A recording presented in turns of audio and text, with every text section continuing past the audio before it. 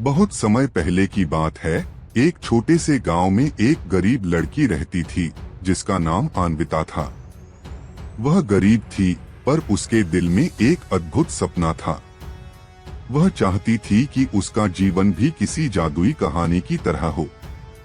एक दिन जब अन्विता जंगल में बेर तोड़ रही थी, वह एक अजीब सा पुराना पेड़ देखती है।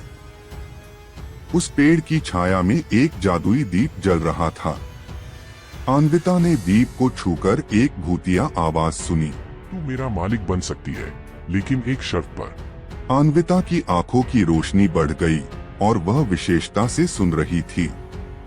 वह दीप के सामने गिरी और उसकी आवाज से बोली, मैं कोई शर्त मानने के लिए तैयार हूँ।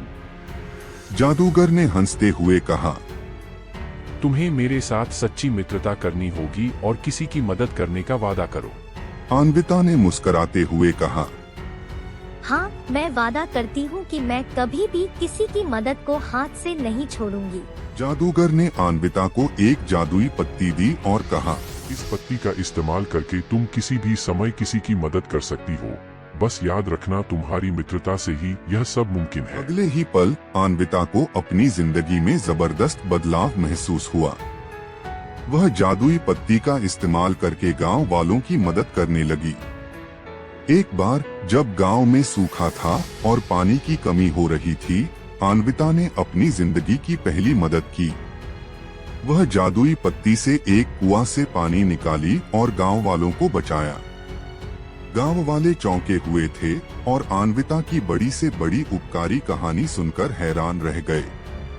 अन्विता ने जादूगर के आदेश का पालन किया और उसने हमेशा यह सोचा कि कैसे वह अगली मदद कर सकती है। उसकी मित्रता ने उसे अपने गांव के लोगों के दिलों में स्थान बना लिया। एक दिन जब अन्विता गांव के बाहर घूम रही थी, उसने एक दिव्य सुंदर स्त्री को देखा जो उससे बहुत ही दुखी दिखाई दी। अन्विता ने पूछा, तुम्हें क्या चाहिए? वह स्त्री बोली, मेरा पति बीमार है और हमें इलाज के लिए पैसे नहीं है।